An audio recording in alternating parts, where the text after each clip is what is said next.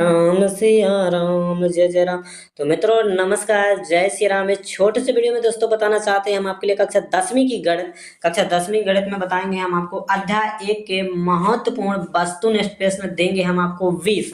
यहाँ पर लिखा भी है कक्षा 10वीं की गणित के अध्याय 1 वास्तु संख्या के 20 महत्वपूर्ण वस्तुनिष्ठ प्रश्न निम्नलिखित है। नीचे आपको जो सारे वस्तुनिष्ठ प्रश्न सॉल्व करना, जितने सारे वस्तुनिष्ठ प्रश्न है ना जी, आपको पूरे वस्तुनिष्ठ प्रश्न सॉल्व करना जी, यहाँ पर दिए हैं आपको जो 20 वस्तुनिष्ठ प्रश्न है, तो आपको इन सारे को सॉल्व करना और कुछ नहीं।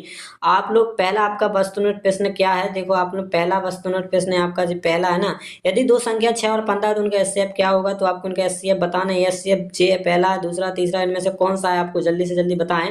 और आपका दूसरा क्वेश्चन है, आपको बताना, हम ना बताएं। आपका दूसरा क्वेश्चन है, दूसरा क्वेश्चन 105 और 205 का 210 का एलसीएम क्या होगा, सॉरी 105 और 210 का एलसीएम को होगा क्या होगा, आपको इनमें से बताना है कि कौन सा होगा। जल्दी से जल्दी कमेंट करके बताएं जरूर, बताएं जरूर इनमें से कौन सा जे होगा कौन होगा। जल्दी से जल्दी कमेंट करके बताएं। आप लोग क्या कर रहे हो, जल्दी से जल्दी बताएं जल्दी से। आपका तीसरा क्वेश्चन है, तीसरा किसी अभाज्य संख्या का उदाहरण क्या है, किसी अभाज्य संख्या का उदाहरण क्या है, तो इनमें से 4 है, 6 है, 13, 15, कौन सी अभाज्य संख्या इनमें से जी छांटने, जल्दी से जल्दी बताएं कमेंट करके।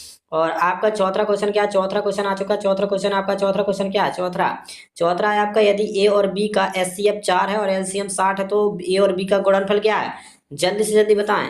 आपका आपको क्या कह रहा है इसमें, ए और बी का एचसीएफ, ए और बी का ये दो ही संख्या को एचसीएफ के, तो एचसीएफ 4 है, एलसीएम 60 है, तो ए और बी का गुणनफल क्या होगा, जल्दी से ऑप्शन जे हैं 240, 120, 480, इन ऑप्शन में से कौन सही होगा, जल्दी से बताएं, आपको बताना है, ठीक है।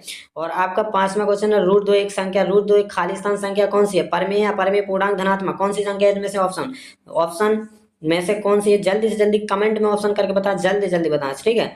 और आपका छठवां क्वेश्चन आ चुका, छठवां क्वेश्चन क्या है, छठवां क्वेश्चन क्या है, छठवां है आपका, दो रूट के 3 एक संख्या बताओ, पूर्णांक, परमेय, अपरमेय, अभाज्य। तो जल्दी से इनको बताना है, आपको बताना है, सिर्फ आपको बताना है, ठीक है। हमें नहीं बताना, कछु नहीं, सिर्फ आपको हम सॉल्व करने के लिए क्वेश्चन पेपर बना रहे हैं, सिर्फ आपको सॉल्व करना, ठीक है।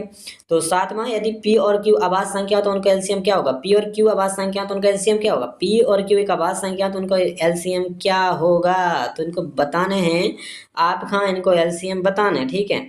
तो देखो चलो यहाँ पर बताओ जल्दी, पी और क्यू अभाज्य संख्या तो उनका एलसीएम क्या होगा, जल्दी से बताएं।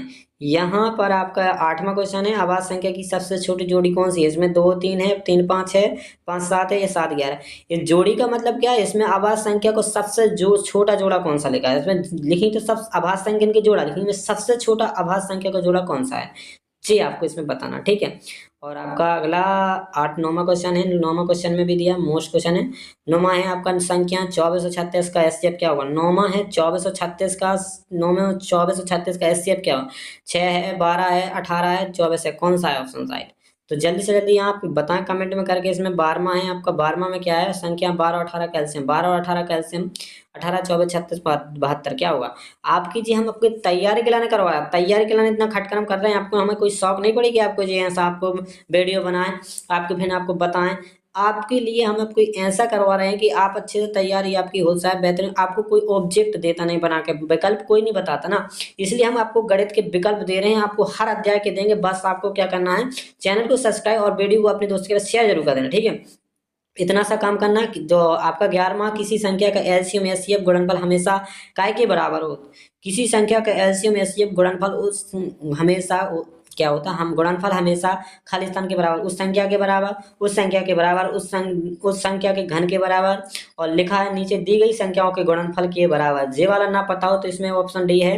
देखो जौन संख्या निकाल हो, जौन संख्या को एचसीएफ, दो संख्या को एचसीएफ निकालो जाते, दो संख्या, दो या दो से अधिक संख्या, दो या दो से अधिक संख्याओं की एचसीएफ निकाली जाती, और एचसीएफ कौन, दो दो संख्याओं की एचसीएफ, एचसीएफ मासा और लासा उन काय के गुणनफल के बराबर हो, जो संख्या दई होती उन्हीं के बराबर, सो दी गई संख्याओं के गुणनफल के बराबर हो जाते, जौन दो संख्या तमें दे हैं, और एलसीएम एलसीएम का गुणनफल उन दो ही संख्याओं के गुणनफल के बराबर हो जाते हैं। यही से ऑप्शन जो आपका सही हो जाएगा, ठीक है।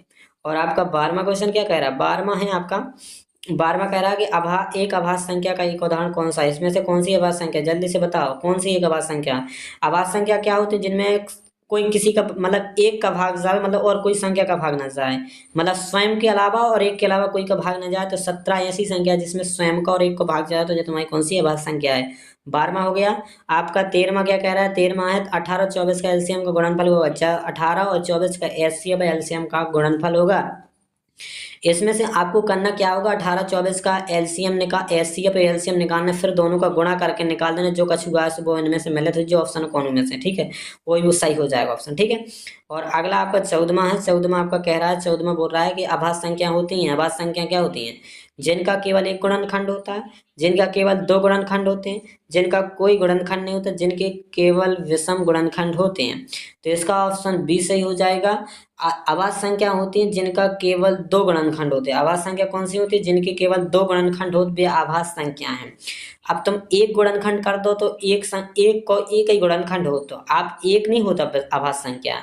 जिनके दो गुणनखंड हो तो उनके, जैसे दो है, दो के गुणनखंड क्या हो जाए? दो और एक से। ये दो गुणनखंड है, दो और एक, दो के गुणनखंड कितने हैं? दो और एक, तो दो तुम्हारी अभाज्य है। तीन के भी दो गुणनखंड, तो हर संख्या जो स्वयं से विभाजित होकर दो गुणनखंड का, ऐसे एक से सब कोई कट जा, तो ऐसे दो गुणनखंड, जी के गुणनखंड दो है वह अभाज्य संख्या हो।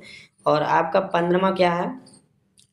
15वां है आपका, 15वां कह रहा है किसी संख्या का एलसीएम उस संख्या से बड़ा होता है। कौन से? किसी संख्या का एलसीएम उस संख्या के गुणनखंड से, एचसीएफ या मूल्य दोनों ए और बी से बड़ा होता है। किसी संख्या का एलसीएम, इसमें ऑप्शन क्या हो जाएगा? गुणनखंड। गुणनखंड एचसीएफ, एचसीएफ तो देखो किसी संख्या के एलसीएम एचसीएफ से भी बड़ा हो और गुणनखंड से भी बड़ा हुई है, ठीक है। एचसीएफ निकालो, गुणनखंड करो, उनके गुणनखंड करियो, गुणनखंड नहीं, गुणनखंड तो जैसे आपका एचसीएफ तो छोटा आ जाएगा, एचसीएफ तो छोटा रहे, एचसीएफ तो बड़ा होता है। गुणनखंड तो जैसे गुणनखंड का पता हुआ कौन सी संख्या, दो ही संख्या नहीं, गुणनखंड करो भी तो अलग अलग है ना। तो इसी इसमें एचसीएफ हो जाएगा शायद, बात एचसीएफ ही होगा इसमें, तो एचसीएफ ही देख लेना, एचसीएफ ही होगा, ठीक। और आपका 16वां क्या कह रहा है? 16वां है 17 21 सहवाच्य संख्या है, तो बताना सही है या सत्य है। तो आपको इसमें बताना 17 7 और 21 सहवाच्य संख्या है। सहवाच्य ऐसी संख्या होती है, सहवाच्य ऐसी दो संख्या जोड़ा होता है, सहवाच्य ऐसी दो संख्याओं का युग्म होता है जिनका एचसीएफ एक होता है, वो सहवाच्य संख्या होती है। इनका एचसीएफ एक आ रहा, 7 21 का एचसीएफ 3 आने, तो जिनको एचसीएफ एक आवे वे अभाज्य सहवाच्य नहीं है, जी क्या नहीं है, ऑप्शन राइट। और आपका 17वां क्वेश्चन है, संख्या 8 9 का एचसीएफ और एलसीएम का गुणनफल क्या होगा? ये आपको बताना, जल्दी से जल्दी कमेंट करके बताएं, ठीक है, अब हम ना बताएं। और 20 का अभाज्य गुणनखंड क्या है? वीडियो बहुत बड़ा हो गया होगा, तो बताओ जल्दी से 20 का अभाज्य गुणनखंड क्या है? 20 का अभाज्य गुणनखंड क्या है? इसमें 2 5 है, 4 5 है, 5 3 है, 10 2 है। अभाज्य गुणनखंड कौन सा है 20 का? अब बताओ, आप लोग कमेंट करके जल्दी से जल्दी बताओ, अभाज्य गुणनखंड क्या है 20 का?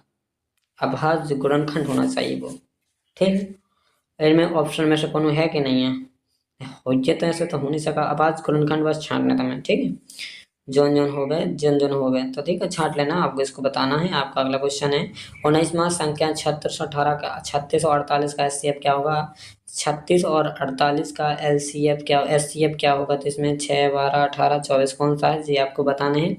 और आपको अगला क्वेश्चन है भैया, रूट 5 का वर्ग क्या है? रूट 5 का अगर वर्ग करो तो क्या आएगा? 5 आएगा, 10 आएगा, 25 आएगा। तो इनका वर्ग करके देख लेना, कौन से ऑप्शन में कौन सा होगा सही, आप कमेंट करके जरूर बताएं। और दोस्तों इस वीडियो में यहीं तक, और आपकी परीक्षा की तैयारी सक्सेस हो सकते हैं जी क्वेश्चन। आप लोग हमारे वीडियो को शेयर जरूर करना। मिलते हैं दोस्तों नेक्स्ट वीडियो में। जय श्री राम, धन्यवाद।